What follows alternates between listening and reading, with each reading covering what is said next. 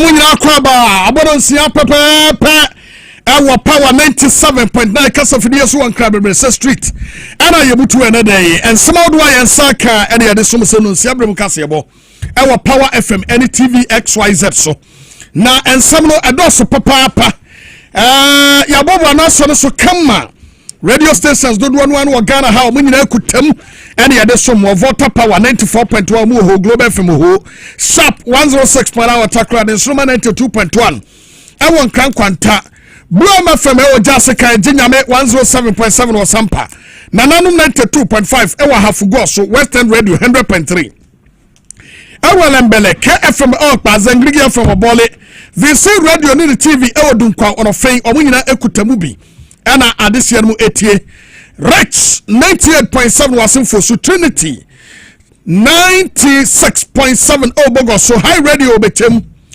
Oti Radio 101.1 ewa Dambai 101.5 ewo Dambai Wimpan Sampa Win FM ewo Pusiga Bro FM ewo Sunyane Sansuna Radio SYZ 93.1 ekutembi Sunset FM enso ekuremu dendende was a hioso Nyansapo 89.9 ewo Shama ena TV XYZ ne Loud Silence TV Kasiebo enam show Apple 68 of Virginia. That's Radio Italy, and for Power Radio Paris, G Live Radio UK, OPD Radio UK. What we know could tell any day sumo any day. And somebody bay, the Dumacotribini. Mashabe dom kuma at twas the same. A penny a watcher chase a penny wada gold board and no sami jenfi. Sat wako spray dollars a mountain sono yenyenedi. Na money banner same I so be a son at the end woman be a yatisati for staff invite no.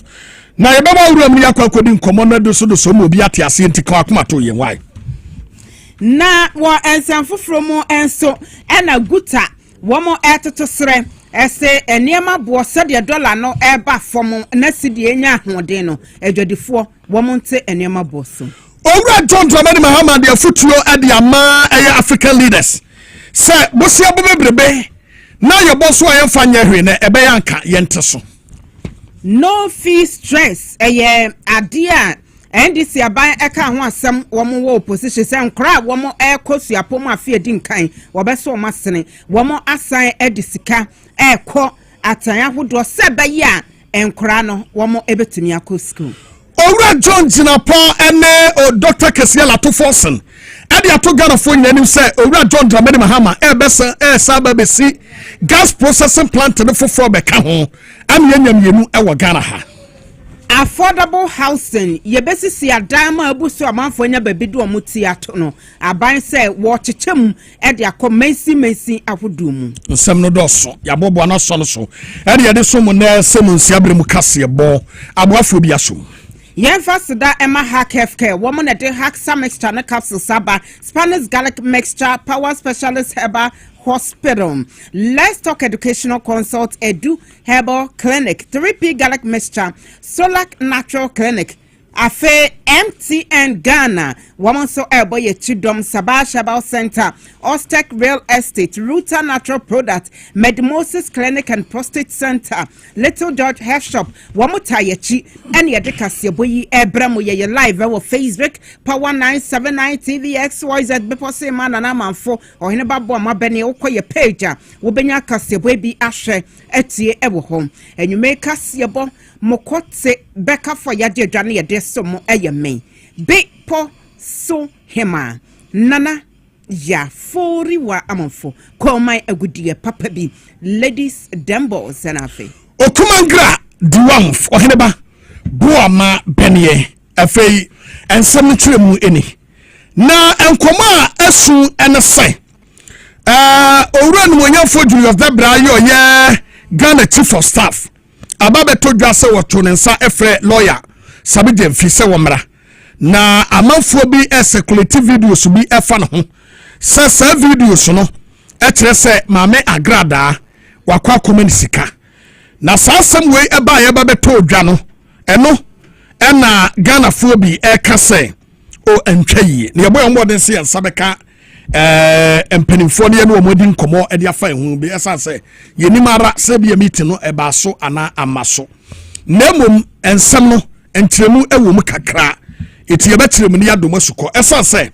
owura Musa Dankwa ye Global Info Analytics oda no wose social media any pool ma ye kire se wo hamu titemu aduonu nu 55.2% of Ghana for etre se owura Samije mfi onye bone ye nya no emu 26.7 MPP for no a wo mo kire se ye suspend no ena emu 10.6 enso etre se ye nyini mfi ho kra ena emu 7.4 enso kire se wo mo any opinion bia na mum sa wotrase na wohemu a na tese 55.2 no a etre se ye nya no no ye mu no na etre se ye nyina ya adwe akobankrum se owura Same onye bone na enkomo ne nyina na se wonwo wone nam ye wo bodawuro se Same yampam no emfamfiri ni dibre se wa mama me agrada sika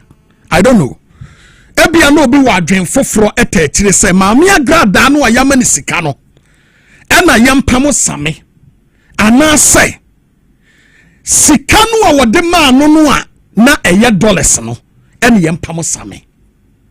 Number 1 owura Same Jemfi in opposition no what $10 no ma dollars wo request and wo sre na dia na wo be ma obi otumi $. Dia tosumi no owura Same na wanyo hie ni bubro ansana Same ebetre gold board so at the age of 22 years na Same onu one of the biggest restaurant in Asante region. At the age of 22 na Same only one of the biggest restaurant in Asante region. Same see one of the biggest houses in Asante region and what on yansa no bankra. Enti why na ose Same yo hienia oni ho kwan say what $. Me kura we hieni bubro kumangra ya meti hey. Ana no me call aboso kan somewhere 2021 or 22 more me call aboso kan say me kwa koto shaft me do on medical kwa koto na de kakra binti edu shaft no so no na me ho arepa during that time name say $1 was equal to 10 cedis or yeah it was equal to 10 cedis or 11 cedis during that particular moment no me de $200 and I'm a etria shaft man. Your friend of shaft man. I won't pemprum side. $200 in the because now it was almost 8,800 or 8,700 or somehow. Enti sebe yen here for cry yeni bieno. Your crown a tombe ye to ade na ebi ne ye ho a yetumi de $1 tuaka. Na Same Jemfi a very young guy, a vibrant lawyer. Ya wabone bra nyame apagya no edu baabi ena wo bia kwa gina baabi akwa kase ane na yempamo no ena yenwoni concern yenye say please without due respect munya sade na moye no na wonim de wa moye nso no emrantie na maba wanke wose munya moa ede firi amanfo ho no mo ankasa mo pamo mobuafo afiri mo nchen ena yampamo no ena MPP fo dia topic ena omo body dawuro ena me bisa se ma me agrada no Same ema ni sika no eno no wanya dia na se sika no de ma no a na ye $800 no ena mu koku no ekobo na semium se wachiska na mu nim dia ma fo ye muma ye nya se o na emwa ye nyo emwa wo man no mo man nko animu agrada de one and amanfo keka se na Same no ho kwan se o masika na emu badwam na no ni ho kwan se o masika wana ka se Same masika badwam wasrem sika no sika sem botum me yesika mo na emu mekwa kwatra me ka mu no mayi bia brew metra me ka mu na sika kro na nka wose me yima wo no metra me ka mu na makanya yi bia ma yes badwam anya agrada na de camera ebe si Same so a anka onim se bia sika no wi od be sam vipum no de akoma no ana. Please, let's stop that. Mama yenya se suba no na mwa yen. Eyen ngwase Mami kwa humasuna mini Dr. Jonathan Asante enko twenkomo efeni yensaka no doc yemu akwaba. Ya ba me jesu. Na wumpo mboko de. Ya me di ate na wonso. Twedi ampo nyame adaro ma bibia aboko. Na doc adaro ma. Nansai samene konfu agrada wasachira. Ya wase na urade. Konfu agrada wasachira. Na ene de waye sofo ne kokosia yi ase. Na enkomo no sade eba ye no se mame agrada e de achopa kosi same so se wonpo mampani chewma no ene NDC fo. Esan se abatu no mu ne ye beto no okose nkomtoro bi ma amam e ma me kura me faya no ha ma emu nsam de na bebre etidua no anya na yie na agrada nso no sympathizers of NDC fo ni bi e ma na nsan NDC fo kura koye work ewo ayi kwawu kura no ni fie ana nipa bebre no anu koye kodae free of charge nemum agrada ase adentina sofo usu bempe wo so ba bedwani NDC ni bie iti so ba bedwani NDC ni bi de ne watene ho eno kogina no akọ hyehye nkomo a amam eno ode achopa kosi same so se same nkopa president chewma no eno wose wate owie no no se mamisika masia won de me ma nkokwa je o mamisika nsa mamwako same akowura ne ka mu akoma mami agrada sika wode camera kosi ne so woka ne mu ama video na ba beda bonten mami agrada ankasa no wie ye bayi enti o se post video no ka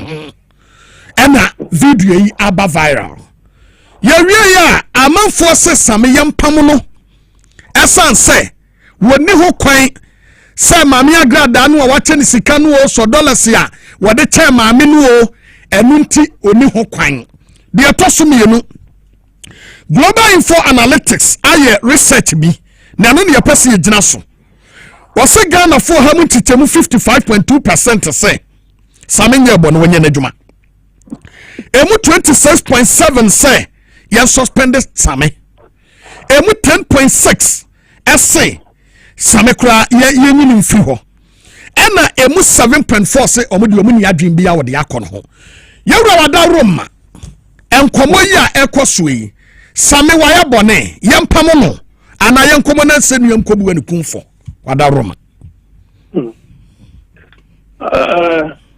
mimi ayenba mimum de ye mamintia otiefo ne wahwefo nyina anwumre asam no very sensitive.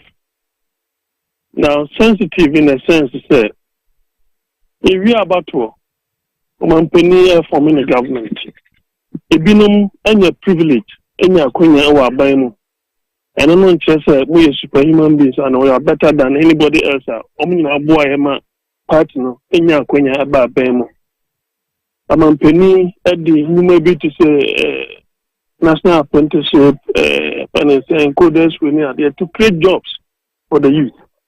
I mean, you know, when you focus on that, it's some say sensitive, you know, make us say sensitive, you know, say those are the grassroots, you know, they are yet to be sorted out along the line. Now, how many the person involved, the Agrada woman involved, and not in a Chimakuma. Some say Sami is by far a smarter person and an intelligent person who should have known, say, this woman likes public sensationalism. For which reason, you should be very careful. Me, Madin Kayaka, and my interviews on this issue about 12. Makase, there is no way I will allow this woman a second closer to me, either in public or in private. Because I do not know, say, Bia, you know, because imagine, say, what paging out of this by explaining the issues to Ghanaians as a way of exonerating Sami. She is virtually telling the followers, on the TikTok, so that is the kind of person we are dealing with. And you know, I don't think that this is a threshold that should lead to a sacking. I don't think that is the case. But it is not good for the optics in terms of the damage that he himself is going to suffer. Whichever you look at it, now who does become more to dollars? I don't know, why should it be dollars? Why are you carrying dollars about? People will ask those questions. It is the prudence of it. And no because if it says someone and having a chief of staff and tuning and from friends say, Womra, maybe and the circumstances near there. Because where he is now is a very sensitive position, gold board. And we share analysis in here. Yeah.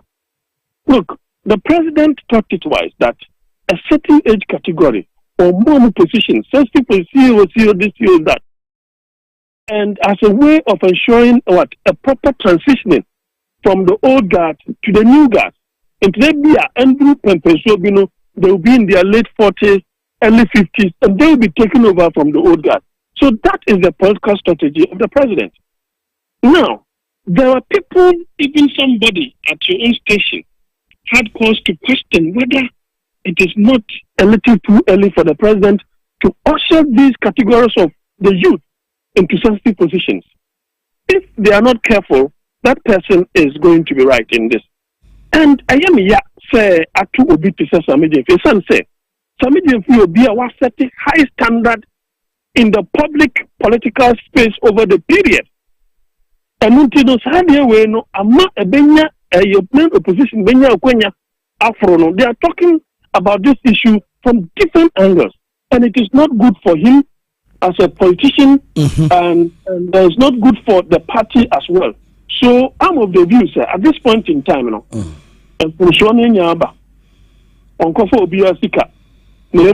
ethically, no, and you're right, you see this. Why would you even dole out a money in a different denomination in the public space? And until he has come out unconditional to apologize, which for me is a mark of a man. He's demonstrated that remorse, which is very good. Okay. He must continue to purge himself before the grassroots of the party. He must continue to purge himself before the neutrals, the non-aligned, those who voted massively for the NDC. Before them, he must purge himself before the presidency and the party itself. Okay. And allow the president to take the because you see, he has put on the carpet the president because you know very well the president adores him, and Nipa and Dobasano are very difficult. So it is a test case for the president. But you share the public opinion. So a woman say. Musa Dankwa any global info analytics because you believe or more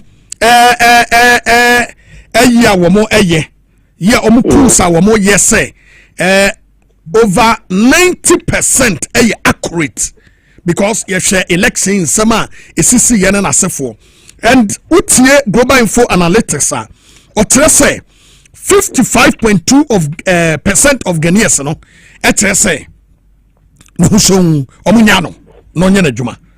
Emu 26.7% essay Same Enye Bonibia. Like Omunyan Frio. Okay. Sawusha in Sisena Ebayanwa. Ghana for 55.2 essay and pardon Yenyano. Emu 26.7 essay and suspended no. Emu 10.6 essay and you know, and a 7.4 say Omun opinion bia. Yen to me nyina so nka se Ghana for dodo no etre se said ya samete bia no mpe o made sa eti yenya no na wonye n'adwuma enye and number 2 and say what say amanfo ye o mugina so o mo ka se oh ye the code of conduct by and code of conduct no ye hwe ye no se na wo mu a code of conduct no eka categorically say accept gift money exceed a certain amount, which is 20,000 cedis. Nemom code of conduct was silent on giving out gifts to people. Say yep abontain, say ye janambia so, say ye erium, say ya sasiase, say ye hefa. The code of conduct was silent on that.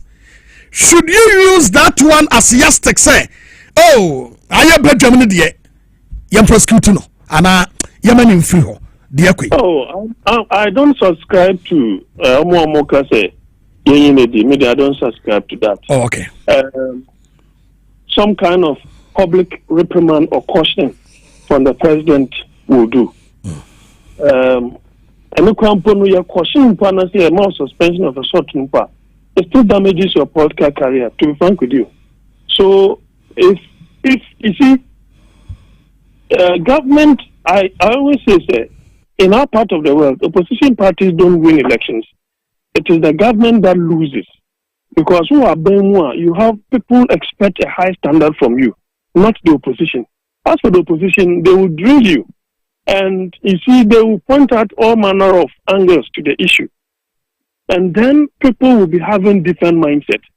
At this point in time, the government under the leadership of President Mahama and that of Vice President Professor Nana Pokrajiman, they have the goodwill of Ghanaians. People are more focused on the fact that the city is gaining strength against the dollar. There is a call by Guta, say, Yantiso. So, because there is that sustainability of the city against the dollar. These are the main reasons, sir. Some of the main reasons are the goodwill of the government, the president and the vice president. They are looking for something of that sort. What you say? Normally, 55 or 52 of whatever percentage of global analysis are to one. Me also, in a sense, say, and yet idea was say a year said no, I don't think that is that threshold. But the person involved, you must equally be very careful of not offending the sensibilities of the grassroots who work so hard, who are yet to receive the largesse, whatever form. Don't do anything. Kaiser President or say he's not going to take for granted the vote that the people have given him, the trust that they have reposed in him. And that also goes for his appointees. Therefore, they must set that high standard. And as I mean, over the period, setting high standard in the public space. And some say,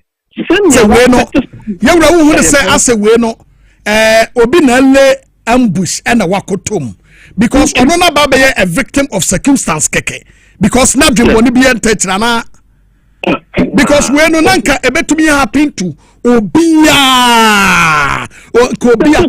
yeah eti we no so abai ama ahweyi enso abawu from for everyone yeah. It is the person involved. Okay. He has a very high standard in the public space. And any panel so what or yeah, man, one standard yeah. Okay. And no grassroots day before. Others are calling and say, oh, the money should be investigated. Another thing. That is the different angle altogether. Okay. So, I will say careful. The way and manner it will not affect the goodwill that the government has. Okay. The sensibilities of those who fought hard to bring the party into government. And I apologize profusely and unconditionally that it was an act of indiscretion on his part. Especially for me, the woman involved. What you say?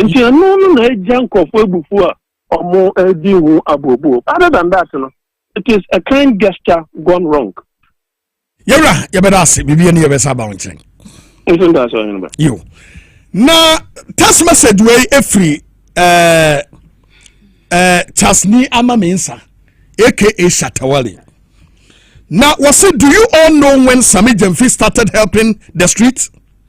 All of you should shut up and leave the young man alone if you don't know about someone's humble beginnings. We like tarnishing people's image too much. Coming live soon for you all. It is short to say, more Samia Semno, or bad life for you all. Or the catch say, Omre. Ada woka ho. Agrada say mama me more. Oh but $100 no mama me more. Oh but agrada na nyade. Samedi akoma mu fitaa. Hwe. E na wode. Me asam we no. Se meka bia me twan say yebe hu ba bia be kosi. Won. Sa say woka wan hwa na obi ade wano asibone nti no. Yebe hwe ba bia ebesi ansa. Ba ni nyina mu no won. Wokan Psalm 91 verse 3. Or say, surely he shall deliver thee from the snare of the fowler and from the noisome pestilence. Good. 80 ene da hon. Ne nyina efidi obi asumu say ya da konfu Kristo. Ne ya bese ne say appointees no. Senya me be deliver we free we nyina mu ye say wo be mo woni ada ho. Oh yes, but yeah, from now ekono. And I make us a win on Anke to me at Ubia. Even if the president crown a queer Pierre, I got away by fool. No question, no.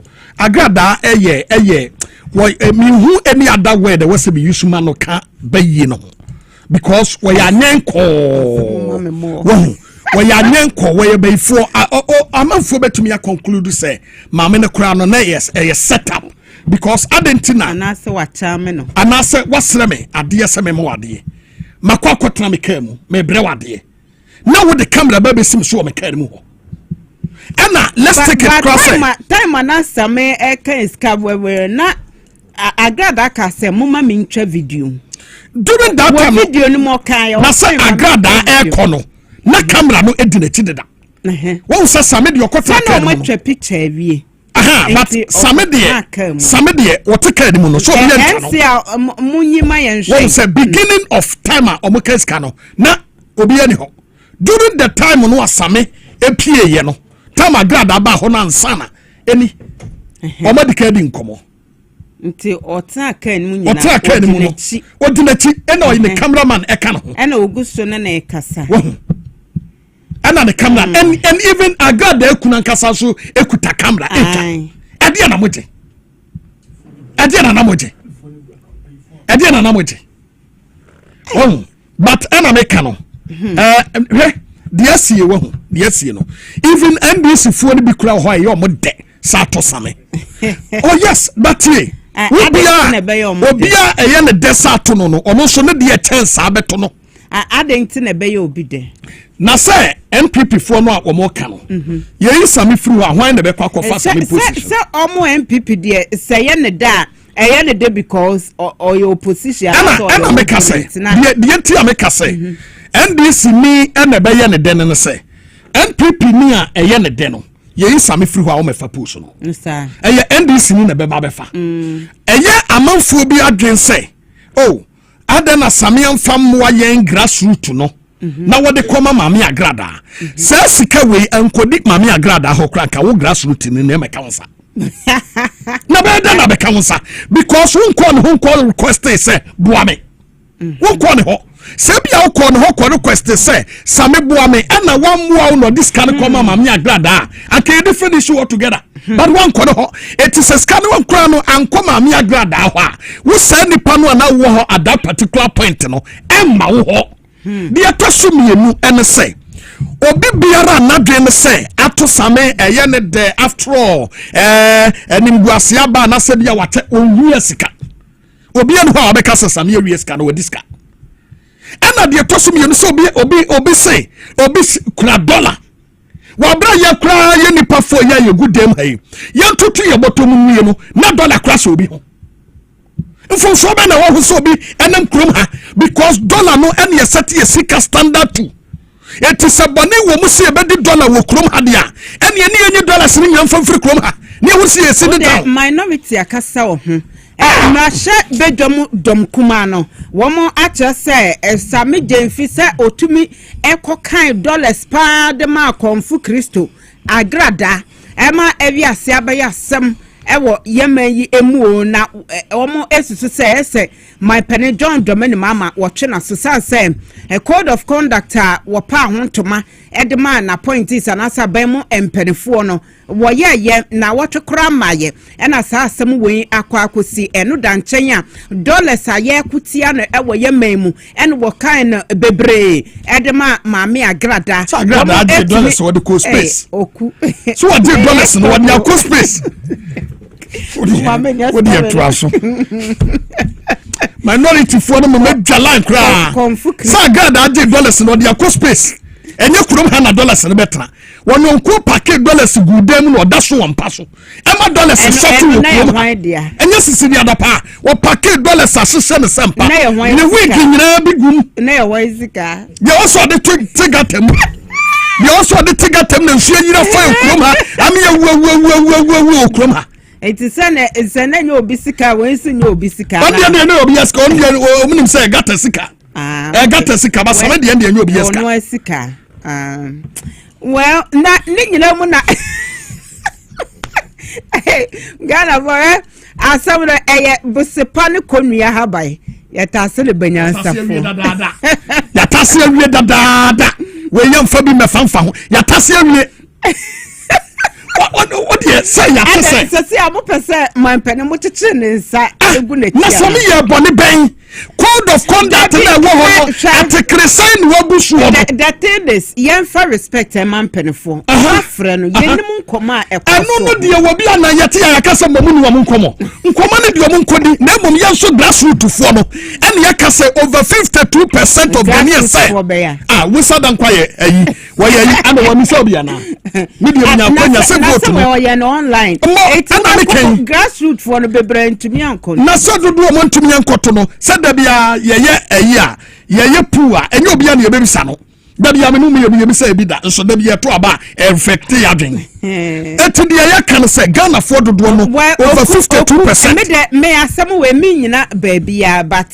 se bi mo ka se na ye mpam no na yi de ye too harsh mate se bi kra se ye suspended no enam se na ye suspended se wa ye bone ben obisi yan suspended 3 months bimo ede security say ane samekra na ya suspended 3 months say okọ suspension 3 months na after 3 months no ne 3 months akatua so no ne 3 months no so no wo de 3 months akatua no be kwa koka mahama care enam say jimie sa ya yanka no krantre damfo ense damfo agro bone ben wa yesa wo ho atere wo no wa ma ne bie ana bia akwata wo ma say asem we nyina mu no MPP minority for mo kabi no mo ho ye me wanwon san say mo ba ye mo anset standard biel etinka asem we ya aba no ye to aba no do mama nya say 57% on tinka munya ye no mo sa na ye nka asem no but mo de that moral right no mo ni bi krasa mo beka ho asem ete wanwa say ne mo fair press conference amokasa wo ho Mokra code of conduct na munni bi de ma appointees eti mo ba ba mo sabe nsem hunu na mo ba bedi sa and the aboa papu kra kwa kasa there is absolute nothing wrong with Sami Jemfi what Sami Jemfi did adie we me say obi a wo logical man na enti wo mo di agbe be kasa omo ba krom ha enti aye impanifo mo ti krom ha both omo government and omo di government and then me catch say logically unfo ben why the mamenya minority story o de ye no obi meka nsem hu ha no ya eti ana sala le yapo eti dom kuma wa ma shebe de pani okasam mo uskasam ho ye Dr. Kabiru Tia Mahama ana watch se Sami Jemfi ade a wo ye no code of conduct no ana senya wo opulence ye ka ho asam ye pa ho ntoma na wotwe maye na se wo da subai we ye di titu kra America dollars ana wo display na de wo ka mu nie na de wo fie so te sen wo say essa my penny Mahama any abayi wo mutu anamo are calling for the following action or immediate actions. 1. The immediate sanctioning of Mr. Sami Jemfi as acting CEO of the Ghana Bull Board. Clearly, it is an affront on the code of conduct. It is against the Foreign Exchange Act. It is against the Currency Act of the country. And even though the Chief of Staff mentioned that ignorance of the law is not an excuse, Mr. Jemfi is never ignorant of the law. He's a lawyer of repute. and understand clearly the action and the consequences of the action. So he ought to take responsibility for state. Secondly, we are calling for a full-scale investigation into the source of the dollar bundle displayed in the viral video. Where did he get the dollar from? Ordinary Ghanaian cannot go to the bank and request, even if you have a dollar account. You must demonstrate transaction. You must demonstrate that you are traveling out of the country in order for them to even allow you access your own dollar. So we need a full-scale investigation into the source of the dollar bundle display in that viral video. 3, we expect an apology from the president to the good people of Ghana for the insult this act represents to those suffering under this suffering economy. Let it not be said that this parliament was silent in the face of such brazenness. We will not look on while public officers will not look on while public office is desecrated and the Ghanaian people reduce the beggars in their own country. Etina se mrashobe dom kuma penio kasamo musikasamo Dr. Kabiru Tia Mahama ene yetinka sasema okaye se be manti nyansa sembia na no nyansa samka we nyaba wo miyankrofo no na omdidi netinwa ti bande metia o chifu si yenya asame yenya no they should leave him alone hwe unim akwa yese oyaman for darling boy. Oh yes, but one year bone nso samia tade kake na de atade ababe bone na de Yesu Kristo tama na Yesu kura no tama woten konkayi what na be se konkonte wote dokoro ne fish ede ma wo mo no na obi ani ho so watra to ho adansidi enti watra to ho me pakro no wonu kwakọ prosecute same no won tabe etisi ye the camera dabi say ye enkomo ne yedie ana me bi sasenti me pakro no won tabe ye the camera si no so a ana dabi ana bi ade ade ma no no so the camera si no so a aka kromo me ye betata na me say ye nti kromo ana ye te si obi ahode dollars wo polytank mu seden na ayira ma ehun sembe wonkai am ya body patria kuno Etiasnamu, please stop that. Munya sadian. Look, Abrantiano, tie, semuni mama, meka sem ketu ebintremo. Same, adwumanua o start yes or muyi. Gold or mato. Ya etumye boost your reserve. Eno na ama ene cedi to dollar abafom. Semuni mwa. Ana say jealousy. Jealousy. Jealousy no. Sebe abi asame wono, ensese wono na wo ho. So obi anya kwankose ho kwa wose ne darling boy na ne darling girl ena kokose ho same ne hwan no same no dabi ene ye bi se na me bi se darling boy ne darling na me ka se obi adwen ne se ankasa nya same ne wo sokọ ho na mu me wo se eye wo no ana ne se di pakro no ne darling boy ana ne darling girl ena kokose ho but ye me ka se mi se ye beto aba no same che countless number of motorbikes Sani pakro no anu o kasa no ye na wonu na nya ya nka bia wonu na hye ho no bisa se no wo hefa wodi ye bisa ena ne sika san no yi ne sika san wo yi ya de boaye o gira ba bi wese wose ne mienu je amko ba bia no mo de akire o mo kokodura no mo kotwa camera mienu no mo kotwa pictures no mo de ababa to social media ada de akoso krom aye batoku ne ye kan se adene se de akoye no eye besepane konua haban ya tase awie dada haban ntase ne banyansa ya kacha ban se ya tase awie yanya yo fom no ya tase ya de aban tase ne sa ko se aban e ka se o meye bibi sanctions bi waso be ye aban eno de sanse e fom ona manfo ani abre e na same wabo amanfo abre ya wo ban so eja na na gu na so aye yan kansan na se ya de aduane wo ba nan san ye ade bi esi wo kurum ha including NDC mu Emrantia ne mabawa na wo mu dipeti yetia enye ebie nyame kura ne man hom ne so a anka ebie omu bi kura nyankaye no by the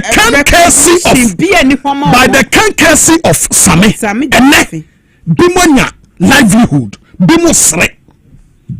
Let's stop that. Ya ompenifo krom ha ya manfo di wo mati edu so manfo mrum na Wamwezi wamane tesadi asa nyanu wamkwa na tikrom ha papa eti munya sa ni yanim dia koso munyai na obi wadwe ne say wo be pam same anase bia wo de won sa kwaka no a ebedru ba bi no masa beef no be personal oku afutuo ne yade mamo no be very careful na beef na anya personal anya sa ebe ya personal wo he na dabi o woku funu ana ka keka o wo ma hwe ya personal oku yo 40 na edu ma empenifo na yenhwe decision be film yanso a court of public opinion yaso ya kan bi yaso ya dwe de ne yekire no dabe na be oku hwe ye ka ne se nyina no yen kan appointees no ese code of conduct ho ye adwuma code no we ya standard no ya raise no ekosro Ghana for confidence wa by wem esopa eti yema yeni na ho ya na mo bia ye betuo mu yema yeni na ekomu be di ye wo krom ha wodi mo nkosoro mo ka komu be di ye no wo bia ncha ya de biam na se nipa no de na wo na se nipa no de cha wo wonim se yatatanu twa no be da no afo ba ekombia be di ye wo krom ha no wodi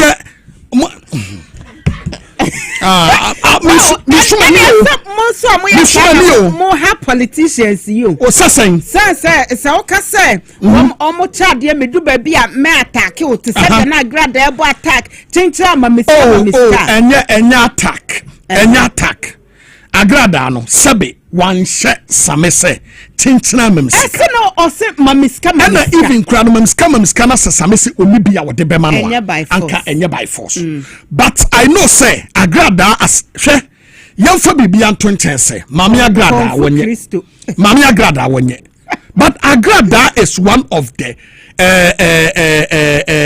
ma esikafo ewo kuruma no she is one of them agrada is one of them enti yemisa yo say what is say the agrada kan yesen nsa kan ye which is $800 no what is $800 to agrada what is $800 to agrada man bi ba fia wo ba ye ba bedu ye trase a ye di nkomo a okono omo ano mo ho nyina no mo obia British for sika na ye pounds no ba ko no euro no omo obia euro 200 bimunya 400 bimunya se o fama no no Ghana ya ene ombisa say o na de na ene wo so dollar euro no ekura no a eye ketwa e wo ne ho eti se odu ba bi na se bi obema obi ade de to say keto an bag ni kura no a keto bi ena ne hu ni pados we obi ahia no a ana obi ahu no a oh wontumi nya ni pan sa akwa ena wontumi nkarisi di bebre na esika but eti keto na kura no yi keto bi ma okura na wosesa e bebre yes Ghana sika no fight to get out there but mama ye nyese mpanifo bebre ba ekasa asem say so wo mo $10 yana wo mo kwa dollars nso mo ho yentu aso o wo mo nya family ani ne ye ho decision no ewo ehwe ho yentu aso o mo nteki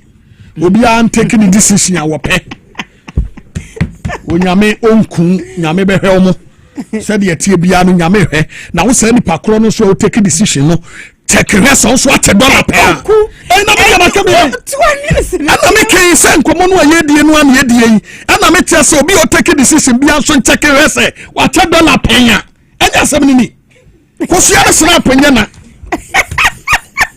ntoso owura John Dramani Mahama akwa kasa na wasra African leaders say ebedru ye wo say unnecessary spending any borrowing no mokokwaje ne bebrebe no ye betumi atwaso what say e was here to me sustain debt no na to me board sansemi at the tudwa ewo African Union Debt Sustainability Conference ye course ewo Lome Togo and what sansemi we at the tudwa opani kwanchefo akire mu say abibram ha man no wo beko financial institutions no na yedin de da ho yakwaje sika wei yakwaji wei obaba no ne yamfa mobra bia okrom ha eba no sa no a emwo ma bibrema man no yenkoyanim etibusia bobebrebe no yentwetwa so yebekwa kwaji bidie na mum kakra bia yemfa nsiesie oman no na oman no enko nanim or sansem wei ade tudwa ena mekire mu no ewo African Union Debt Sustainability Conference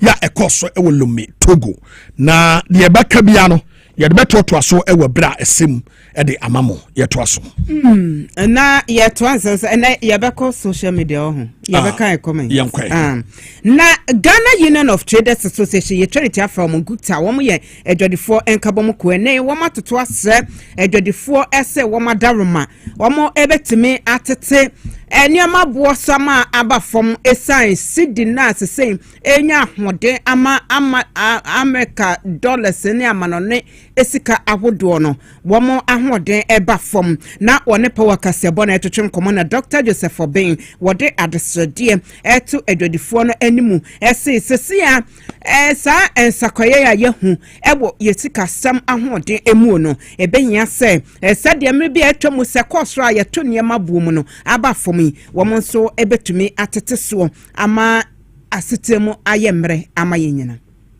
ni na no adesrede na education and am dey my members emomu many who to me embo aban kwa ni who to me so dey nhebia no ebe ma obi say tintina ton niema say this aban na akofa ne niema na oye because we are not in a price control regime eti na the year can is here no ne entrimu a ye di mema ye jedifo no say ye tun track atema to via na wonwe nan bia ne ntrimu ne say ejodi aye di no ye ni no content pro ye ni customers no need say the customer no the home say no na niema bo e was ro no ontimi to niema no wano ye hia no yes we dey the fucking pa any turnover no ye wano na ye dey to ye niema mine tamwe exchange rate no gain na ye nya no e significant also da no na $4 no 16 Ghana cedis that will compare $100,000 now the 1,600,000 and a bekoto that means $1 near and then fund say 14 what the 1.4 million and a bekoto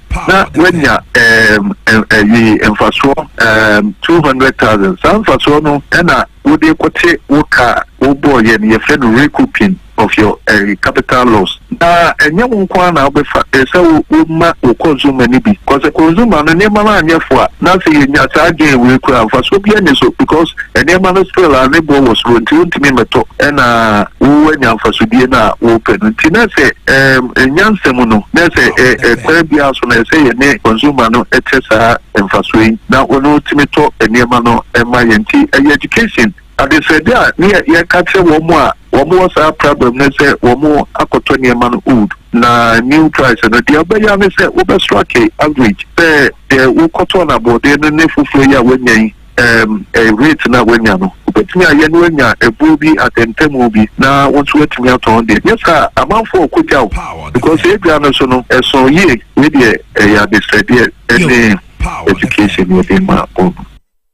When Dr. Joseph Obey one on a Peneda Ghana Union of Traders Association Guta ano Nina Emo a driver for Equal Concerned Drivers Association of Ghana. Woman so kase Ashentia dear transport first. One more say one more better so one more addressing common in penny for better say a cassemina so minister na come here see when ya da jemam. It was say one man kasa ebesi wo magina ye pa willy jomchene de makwe on a power Kasiebo kasai. Ye di kan enne ye nam kwanso a ye ko ene en papa mti ati fukushia. Ghana function no must that your petrol na petrol no eye there e se tino first so. This Ukraino and 15%.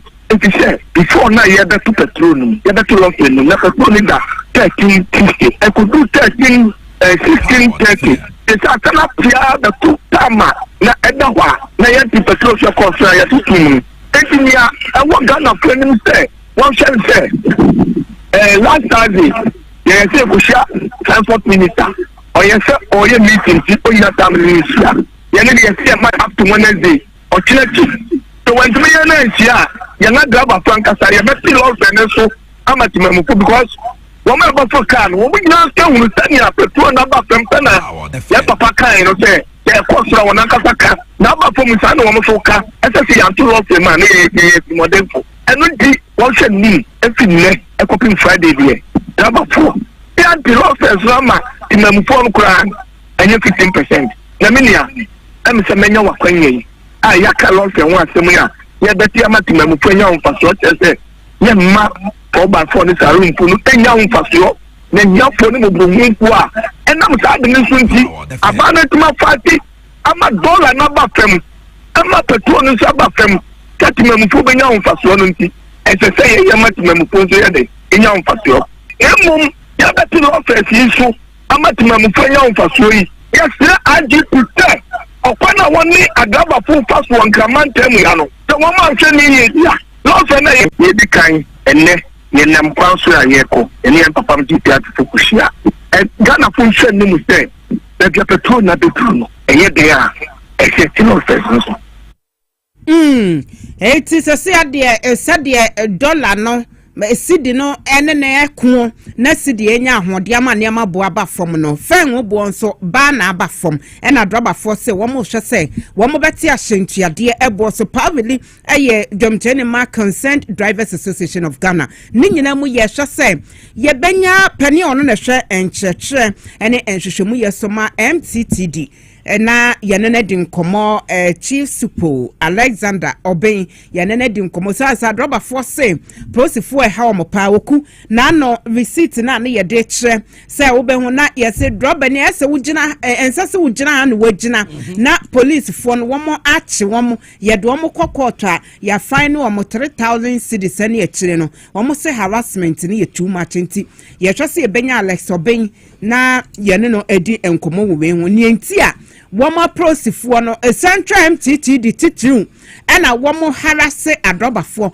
echi womo pa yesakwa bi wo ho ode ASP omo boni DB okuna no enkomo na yedi no kwasam ne say e was so mo check but I believe say e was see enya urale sobin yes na watremu ne ntia womo harase drivers ne sanse enya de pa kwenti yenya na homa so a yene no ebedi enkomo ewonsem okay yemo enwuramu na yenko na yemfatietie emfa enka ho Ghana eba be ye eyi baako e de aka ho eye gas processing plant no atu abode no emo ba be ye baako e de aka ho na Dr. Atoforsen ene ye wuragina po ene obode sansem yi e de atudwa mo se dum so no a abaninti ene dum so no a ene namu a e ha adwen no eno ene ho ahia se e wo se enya gas processing plant baako e de ka ho. The cost of electricity hits our pockets. The truth is that 1 billion is not reflected in the current tariff structure. Demand is projected to increase by about 300 megawatts every year. And so next year, your guess is as good as mine. So something ought to be done urgently to address this situation. One of the ways is to address the fuel challenge confronting us as a country. Currently, we have a gas deficit of about 100 MMscf. And so we are compelled to buy very expensive liquid fuels to fill that gap. It's in the light of this that government is taking a bold decision that we construct our own second gas processing plant that can give us savings of close to $500 million every year. And so in 2 years, the savings from using gas as an alternative to liquid fuels can repay the plant. And we think that the state and Ghana must own that plant. I am someone Honorable Abdullah Jinapo where they etudwa na and what you know and Dr. Atoforsen and so Jimre echichimu ebi account. We were leaving office in 2016. We had enough gas to be able to power the entire power plant and even excess. But nothing has been done since we left, only for us to return to see a major shortfall in terms of gas supply, our thermal plant. After our exercise, it came to us as a shock that Ghana requires at least $1.1 billion annually to buy light crude oil, heavy fuel oils, and others, diesel fuel oils, to be able to power our thermal plants. And I'm surprised to hear that the previous administration, after so many years of talk, were unable to begin the process of acquiring a second gas processing plant.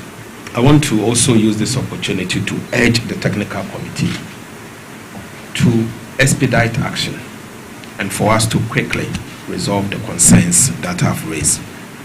We need to have a second gas processing plant as soon as possible.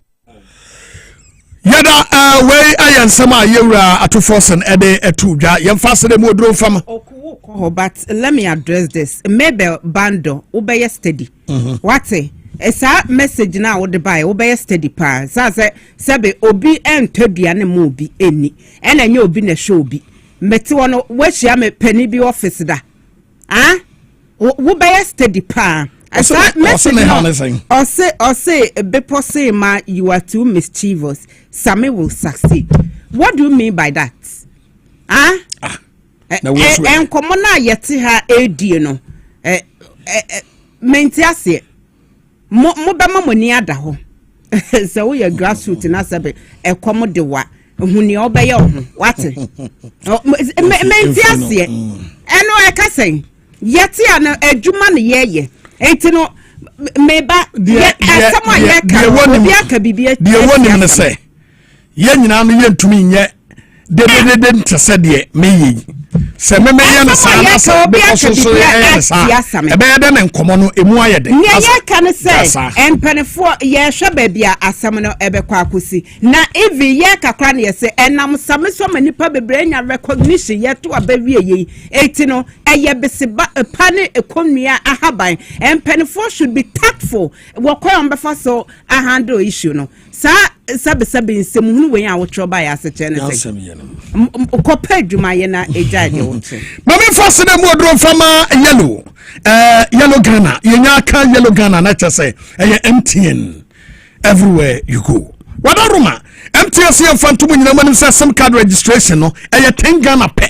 tie enya sim card registration na wutue o na mum ukoto sim card no a SIM card na obeto no only 10 Ghana cedis per no ababeka MTN abusu ya no me pato kura SIM card bi na eha wadwen na eha adwen a yitotwene na to MTN ko na yusu wo SIM card number 1 MTN number 2 MTN na for flow na abrabo no enu ma nyina entumi enye kama esase MTN de omo ebua papa wose enkoto sim card no ba bia wa bla beto ma different price bia anytime bia beto sim card bia no kai na hunu se eye 10 cedis per ene ye ton no na ton 10 cedis na beka abusuya no ho MTN wose everywhere you go yam fasene bodro from a Little George Health Shop Wawatema Community 5 was a preview be right about a press biasafun ntemwa Little George see fatu nyina manim se okwa mixture kwa plus mixture Dominion herbal powder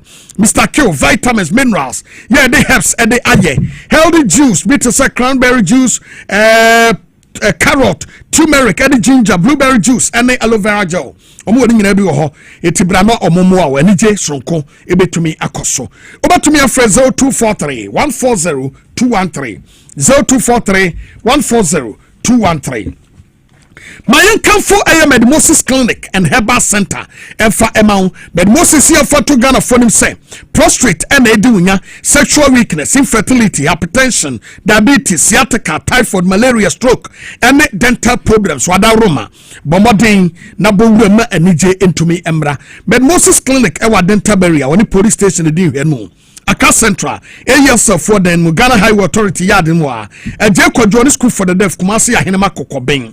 Freno, it was 0244 068 447 0244 068 447.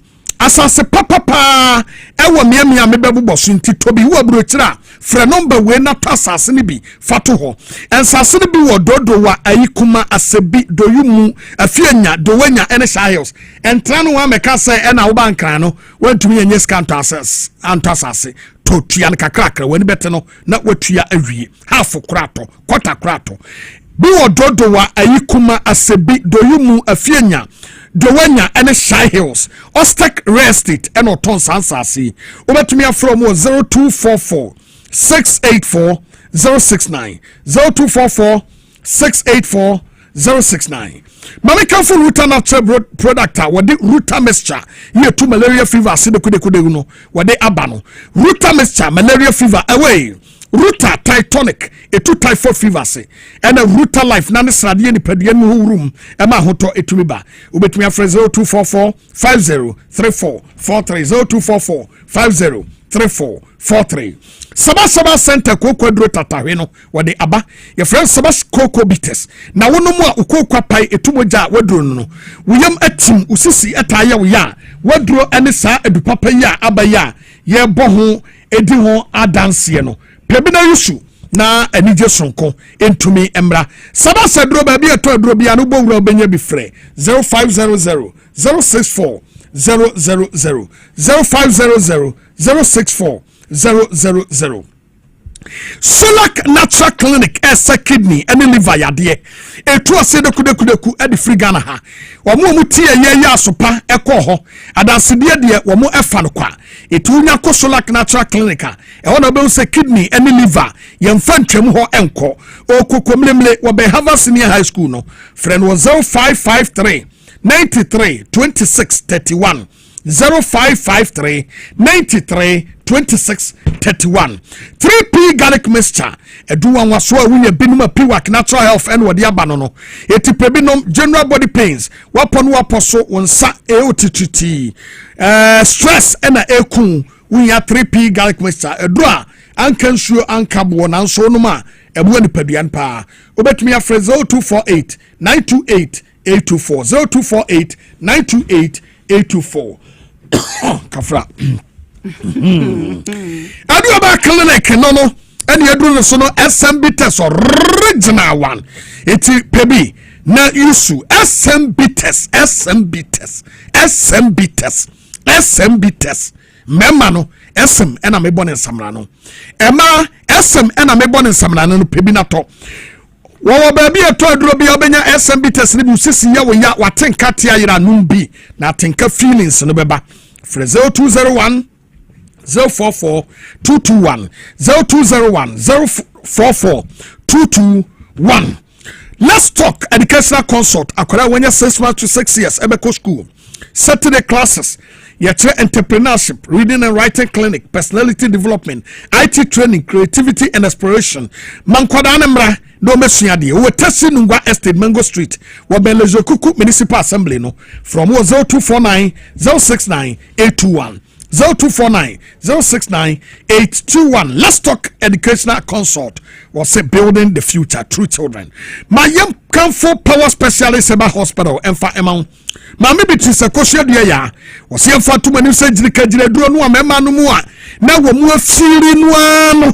Sadro no ebi wo dwam ye ton ye frene jiri kajiri. E memba duro jiri kajiri. Wono mu a wobedia dance papa jirika jiridia enye du ketwa eti memma no monkoso na monom na momfa hebatin mixture no emustu immune system na monye very strong ne ntumi kuntia yade bia baby eto aduro bia no wura obenya bi frɛ 0200 38 31 0200 38 31 Spanish garlic mixture and the capsules and the yedus no Spanish garlic mixture and the capsules say when I say tataya wadro no bad cholesterol wadro no Kasiebo so arthritis halitosis gastric ulcer and menstrual disorders PB baby ato aduro bia no wura Spanish aduro ubenya bi frɛ 0266 1141 0266 1141 finally haxa mixture and then the capsules any edra unya bia eboa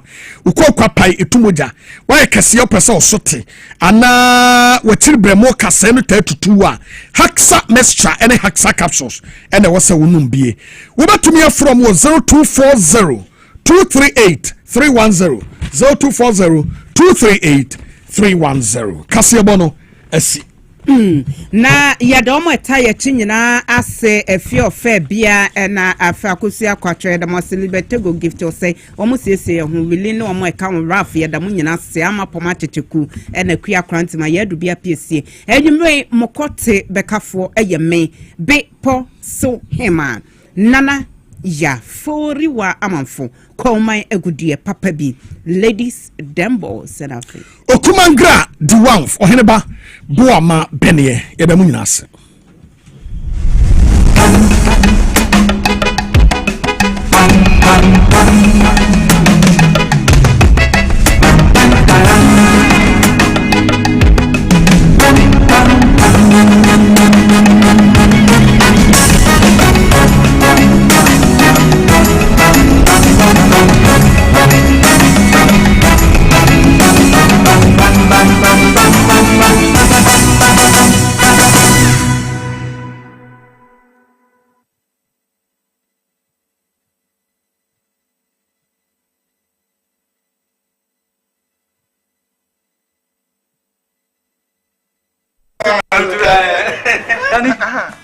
Me see me nananum. Agro basa abi bro tibedu himlenu. Na ma bre ma ye hojo. As for me, I take very good care of my grandkids. Ye di agro na ye sa edu mre bi kra na me ba no ti me de omo be gumi so weekend no. Hey, mumle. Memre. Hey, I don't think I'm catch you say. Ya no medi garlic capsules. Poso na ebesisi so kama. As I stand here, my doctor said my whole system has improved very well. Medi garlic capsules. Yes, Medi garlic capsules. Oh, Medimosis garlic capsules improves blood circulation and enhances the body. Suitable for both men and women. Available in pharmacy stores. Contact us on 050-349-4885. Not suitable for children under 12 years, pregnant women and lactating mothers. Medimosis. House. This advert is FDA approved.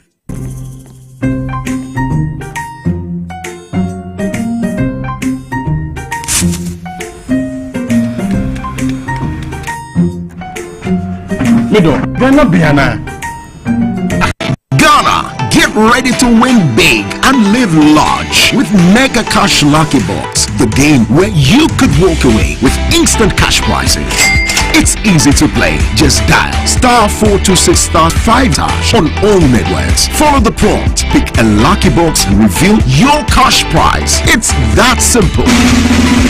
Win massive up to 500,000 Ghana cedis. Don't miss your chance. Players all over Ghana are winning now. What are you waiting for? Dial *426*5# or visit www.megacashluckybox.com and play on our web portal. The minimum to play is 5 Ghana cedis. Your lucky box could be holding that big cash prize. Mega Cash Lucky Box. Dial *426*5# and win instant cash today. Don't wait. Remember, terms and conditions apply and is NLA approved on the Caritas Lottery platform. Yefem na kwa me taxi dollar na enkane na misisi eso misisi na kame na to na twetweme bi na 3p garlic mixer no aboa me pa ebi ata miracle bi wadro no just ma funu pra se di sia twini anka me humi esi so se me humi ana esi so obeka se di obi bi hye me so bi no na ye normal nti mi bi fi na ti no nti pa me sa 3 days ni ebi na anka se de nyankopon di ayi bi ahodi ti ma yi bi nya sam ketwa ana se we de metro aka so na me fa hye me nkwa no me de abe pa se 3 years ni ana asemi gina wa me na mu ti sunya se me kwa me de anoko bi amu so much me dru abe 6 years ni tema bi am ya maji se ne meja na ta ya le ne nkumi preko ene 4 days ana me koto 3 garlic mixer ni tema me kase yankupo ni yam se ene ya me no kase na wa tomia me din wa me ntia se 3p garlic mixer ubenya bi wo mamu pharmaceutical shops and herbal shops Fred Piwak e was 024-89-288-24 and 020-100-002